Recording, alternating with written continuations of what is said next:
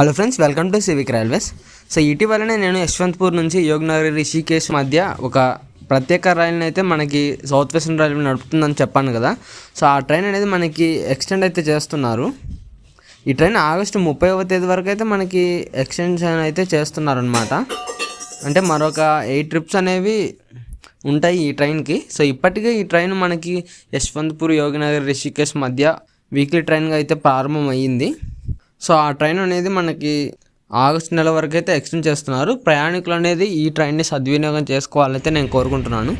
Train వచ్చేసి train number 06598 Yognagari Rishikesh Yesvantpur special express Kurnool city railway స్టేషన్కి అయితే ఎంటర్ అవుతుంది.